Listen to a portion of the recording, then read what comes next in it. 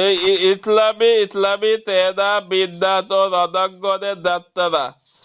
অতঃপর রাসূল কারীম সাল্লাল্লাহু সাল্লামে সাহাবে কেরামকে দিয়ে জুমুয়ার নামাজ আদায় করলেন। নামাজের পরে তিনি তাদেরকে বিভিন্ন বিষয়ে গুরুত্বপূর্ণ উপদেশ দিলেন এবং সব রকমের প্রস্তুতি চূড়ান্ত করার নির্দেশ দিলেন। তাদেরকে তিনি আরো খোঁজ খবরই দিলেন যে ধৈর্য ও অবিচলতার মধ্যেই সাহস ও বিজয় লুকায়িত হাতে। তখন তাদের হৃদয়গুলো এই আনন্দের নাগরদোলায় দুলতে লাগলো। এরপর যখন রাসূল কারীম সাল্লাল্লাহু আলাইহি সাল্লাম আসরের নামাজ আদায় করলেন, অনেক লোক তখন উপস্থিত হয়েছিল। মদিনার পার্শ্ববর্তী এলাকায় লোকেরাও ইতিমধ্যে হাজির হয়ে গিয়েছিল। রাসূল কারীম সাল্লাল্লাহু আলাইহি সাল্লাম তখন অন্দরমহলে প্রবেশ করলেন। অকৃত্রিম দুই বন্ধু আজ আবু বকর ও উমর রাদিয়াল্লাহু তাআলা তার সঙ্গে ভিতরে ঢুকলেন। তারা দুজনেই গায়ে জামা পরিয়ে দিলেন এবং মাথায় পাগড়ি বেঁধে দিলেন। তখন নামিয়ে দোহান অস্ত্রশস্ত্রে সুরক্ষিত হয়ে দুটি বর্ম পরে তরবারি দিয়ে লোকদের কাছে গিয়ে উপস্থিত হলেন। ওদিকে লোকজন তাহার অপেক্ষায় বসা ছিল। উপস্থিত লোকজনকে সাদ বিন মুজাদা ও উসাইদ বিন হুযাইর রাদিয়াল্লাহু তাআলা বলে দিলেন, তোমরা রাসূল কারীম সাল্লাল্লাহু আলাইহি সাল্লামকে মদিনা থেকে বের হতে বাধ্য করছো, সুতরাং এখন তিনি এলে তোমাদের পথ থেকে তোমরা পিছু হটে আসবে।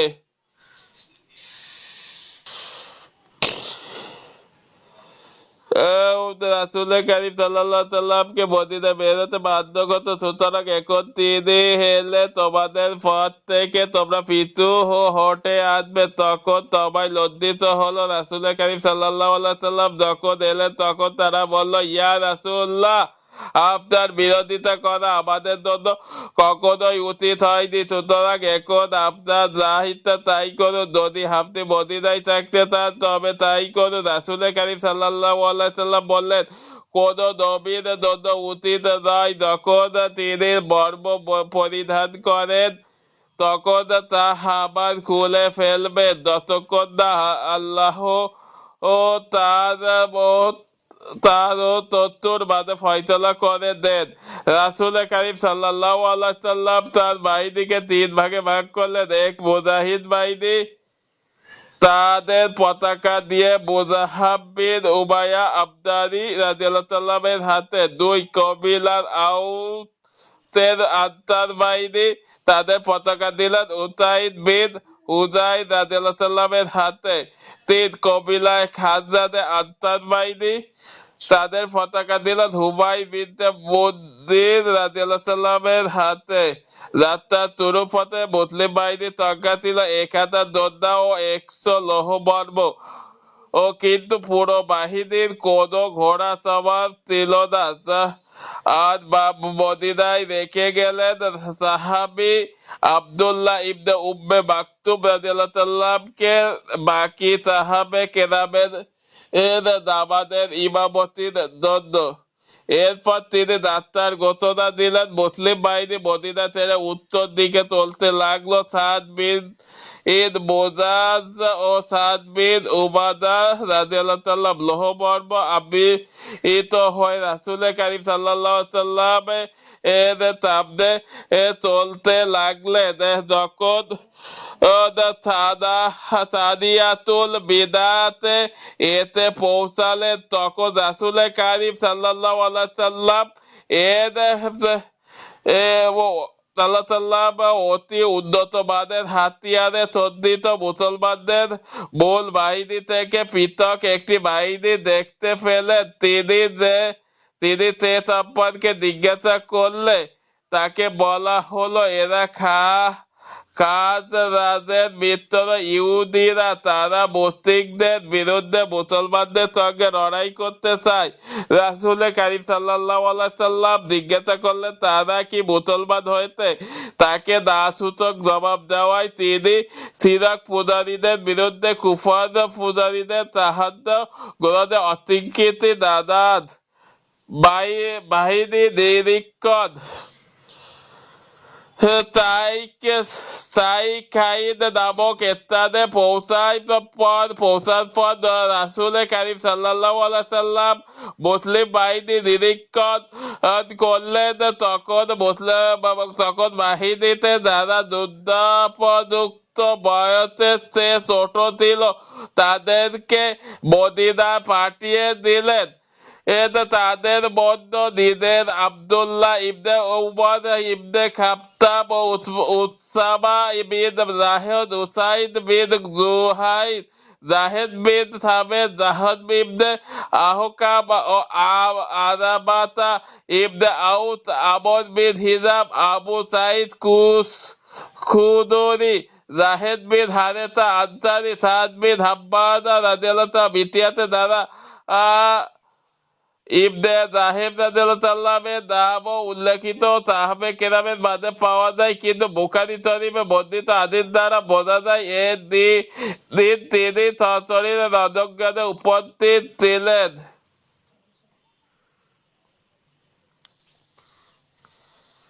কিন্তু তাদের ব্যতিক্রমে সাহাবে রাফি বিন খালিদ ও সামুরা বিন জুনদাব রাদিয়াল্লাহু ছোট হওয়া সত্ত্বেও অংশগ্রহণে অনুমতি দেওয়া হয়েছিল, কেননা রাফি রাদিয়াল্লাহু তীর নিক্ষেপে যথেষ্ট পারদর্শী ও সিদ্ধান্তহীন ছিলেন, আর এই কারণেই তাকে অনুমতি দেওয়া হয়েছিল। তখন তার সমবয়সী সামুরা রাদিয়াল্লাহু বললেন, আমি রাফের চেয়ে শক্তিশালী বলি খেলায় আমি রাফেরকে হারিয়ে দেই। যখন রাসূল কারীম সাল্লাল্লাহু আলাইহি সাল্লামকে এ তকমা দেওয়া হলো তখন তিনি তার সামনে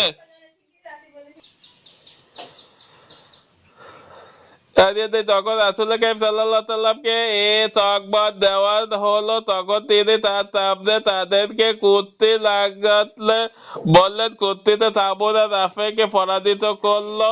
তখন তিনি সামুরাকে রাদিয়াল্লাহু অনুমতি দিলেন উহুদ ও মদিনার মধ্যবর্তী স্থানে রাত যাপন। উহুদ ও মদিনার মধ্যবর্তী স্থানের রাত যাপন। এ সময় চারিদিকে উজ্জ্বল আকাশ ও অন্ধকার করে রাতের আগমনী মাত্রা দিয়ে সন্ধ্যা নেমে এলো। রাসূল কারীম সাল্লাল্লাহু আলাইহি সাল্লামের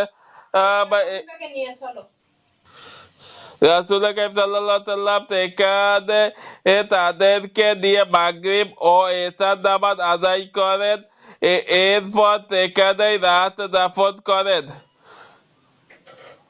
রাতের 50 জন সাহাবীর একটি দলকে পুরো বাহিনী পহরায় নিযুক্ত করা হলো। তাদের প্রধান কাজ দেওয়া হলো সারা রাত পুরো বাহিনী তার দিকে ঘোরাফেরা করা। তাদের আমির ছিলেন সারিয়ার কাব বিন আশরাফের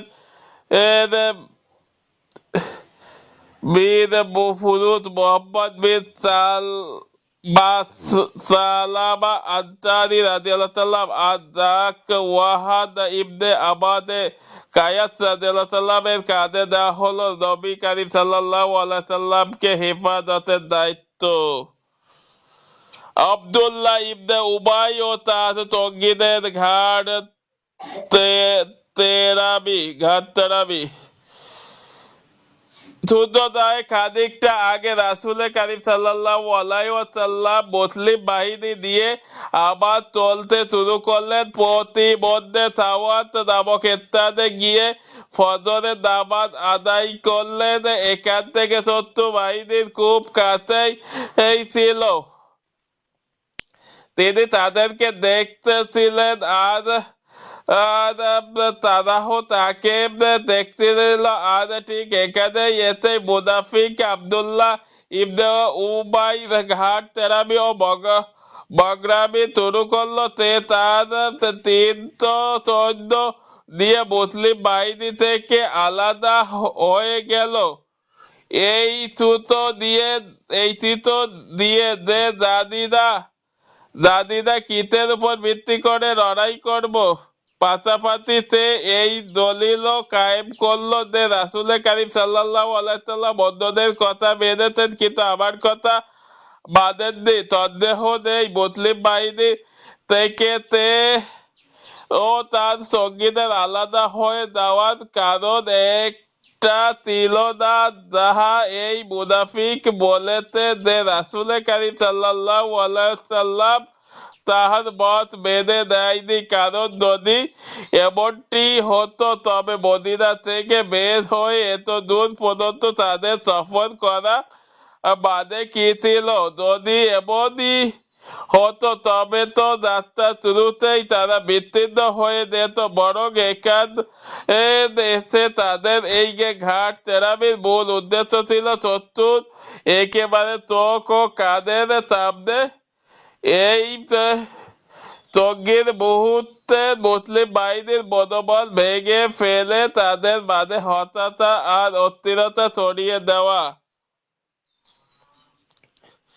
মুনাফিকদের কুমতলবে কিছুটা পূর্ণ হয়েছিল বটে বটে মুসলিম বাহিনীর দুটি দল আউসে বনু হারেতা ও খাজরাতে বনু সালমা এর তরদ খণ্ডিত হওয়ার উপক্রম হয়েছিল, কিন্তু আল্লাহ তাআলা তাদেরকে ধরে রাখলেন। এই কারণে তাদের মধ্যে ঐক্যমত ও উৎকণ্ঠ ছড়িয়ে পড়া ফিরে যাওয়ার ইরাদা ও করার পরেও আল্লাহ পথে অবিচল রহিল। তাদের সম্পর্কে আল্লাহ ইরশাদ করেন, যখন তোমাদের দুটি দল তাহত হারাবার উপক্রম হলো অথচ আল্লাহ তাদের সাহায্যকারী ছিলেন, আর আল্লাহর উপর ভরসা করা মুমিনদের উচিত। সূরা আলে ইমরান 122। তোমাদের মধ্যে দুটি দল হারাবার উপক্রম হলো অথচ আল্লাহ তাদের সাহায্যকারী ছিলেন, আর আল্লাহর উপর ভরসা করা মুমিনদের উচিত। সূরা আলে ইমরান 122।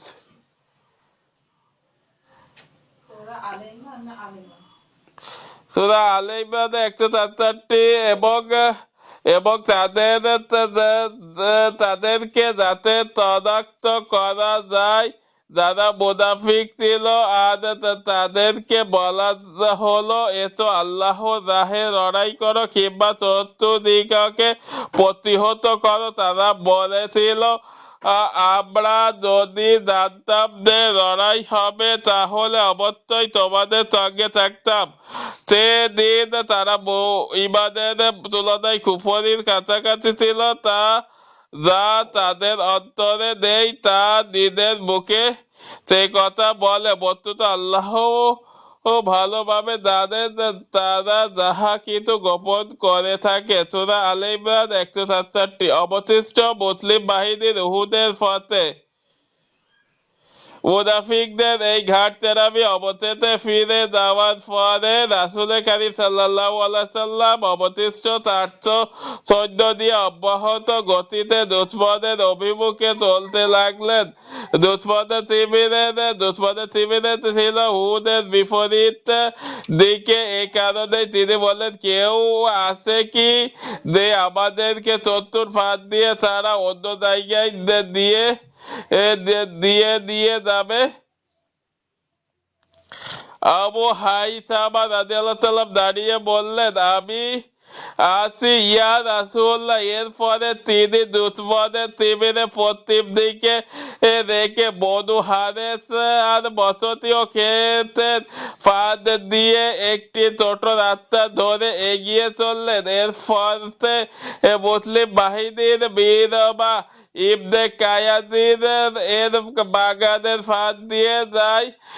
বীরবা ছিল একটা অন্ধ মুনাফিক। যখন মুসলিম বাহিনী উপস্থিতি টের পেল তখন এক মুষ্টি মাটি দিয়ে মুসলমানদের দিকে ছুঁড়ে মারল এবং মুখে বলেছিল, তুমি যদি আল্লাহর রাসূল হয়ে থাকো তবে তোমাদেরকে আমি আমার বাগানে ঢোকার অনুমতি দিচ্ছি না। তাকে ঠান্ডা করে দেওয়ার জন্য ছুটে গেল, কিন্তু প্রিয় নবী সাল্লাল্লাহু আলাইহি সাল্লাম বললেন, তোমাকে তাকে হত্যা করো না, বেচারা চোখ শুধু অন্ধ না, ও হৃদয় অন্ধ।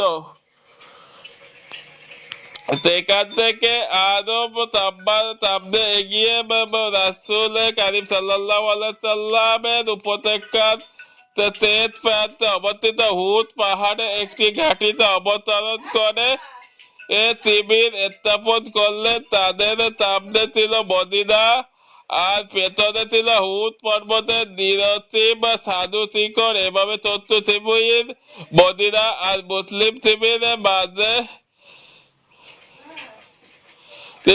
মাঝে ছিল উহুদ পাহাড়। প্রতিরক্ষা পরিকল্পনা। অতঃপর রাসূল কারীম সাল্লাল্লাহু আলাইহি সাল্লাম মুসলিম বাহিনীর কাতার বিন্যাস করলেন। তার মধ্য থেকে 50 জন অভিজ্ঞ তীরন্দাজ বা সাহাবীর একটি বিশেষ দল নির্বাচিত করলেন। তাদের আমির বানালেন বদরী সাহাবী আব্দুল্লাহ ইবনে জুবাইর ইবনে নুমান আনসারী আউসী রাদিয়াল্লাহু তাআলাকে। এরপর তাদেরকে কাদায়ত উপত্যকার দক্ষিণ প্রান্তে অবস্থিত মুসলিম শিবির থেকে প্রায় 150 মিটার পূর্ব দিকে একটি পাহাড়ে, যাহা এখন জাবালে রুমাত নামে প্রসিদ্ধ, শক্তভাবে অবস্থান নিতে বললেন। এর পেছনে উদ্দেশ্য কি ছিল তাহা স্বয়ং রাসূল কারীম সাল্লাল্লাহু আলাইহি সাল্লাম ওই সকল তীরন্দাজের উদ্দেশ্যে দেওয়া দিক নির্দেশনার মধ্যে বলে দিলেন। তিনি তাদের আমির আব্দুল্লাহ ইবনে জুবাইরকে লক্ষ্য করে বললেন, তীরের মাধ্যমে অশ্বারোহী বাহিনী আমাদের থেকে দূরে রাখবে। তারা যেন কিছুতেই আমার পেছনের দিক থেকে আসতে না পারে, তাহলে সর্বনাশ হয়ে যাবে।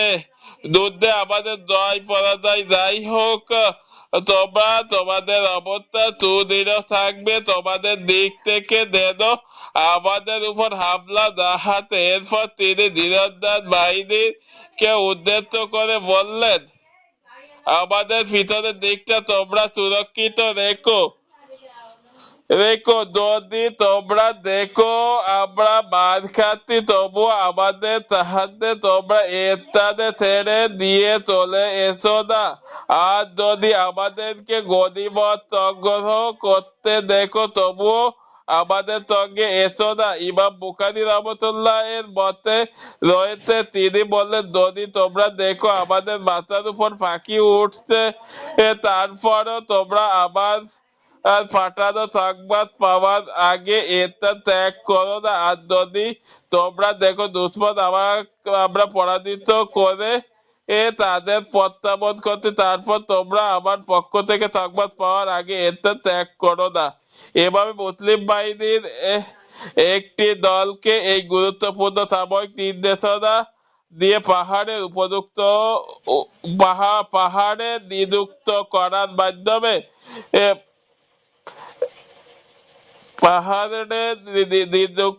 মাধ্যমে রাসূল কারীম সাল্লাল্লাহু আলাইহি সাল্লাম ওই একমাত্র ফাঁকটিও বন্ধ করে দিলেন। সেখান থেকে দুশ্মনের অশ্বারোহী বাহিনী মুসলিম বাহিনীর কাতারে আক্রমণের আশঙ্কা ছিল।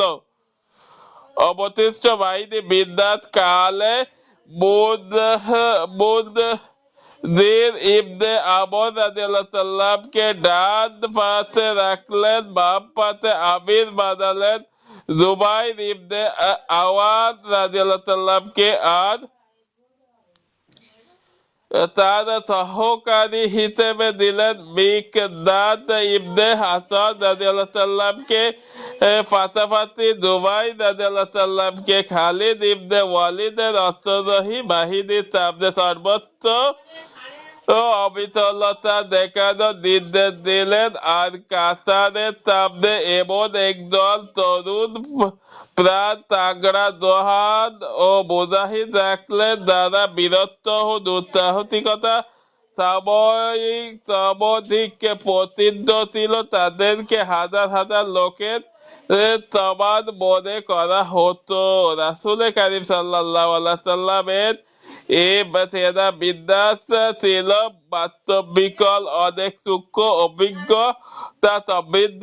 এ তেরা বিদ্যাতের মাধ্যমে স্পষ্টভাবে ফুটে ওঠে সাহেবের রিসালাত জিন্দেগি। রাসূল সাল্লাল্লাহু আলাইহি ওয়াসাল্লাম সাময়িক নেতৃত্বে অভিজ্ঞতা কতটা সমৃদ্ধ ছিল। এই যুদ্ধের মহাতমনায়ক প্রিয় নবীজি সাল্লাল্লাহু আলাইহি সাল্লাম তেরা বিদ্যাতে দেহে সূক্ষ্মতা আর রণকৌশলের দক্ষতার প্রমাণ দিয়েছেন, তা পৃথিবীর অন্য কোন সম্রাটের পক্ষে সম্ভব ছিল না।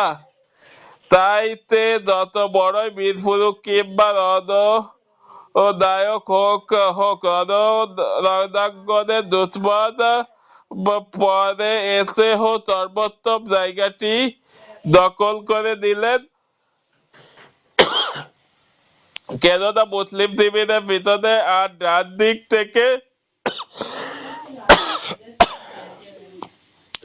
দিক থেকে হেফাজতের জন্য মুখ উঁচু করে দাঁড়িয়ে ছিল উহুদ পাহাড়। আর এই যুদ্ধ চলাকালে বাম পিছনের দিকে সেই একমাত্র ফাঁকা জায়গাটি ছিলেন একদল রণভিজ্ঞ তীরন্দাজ।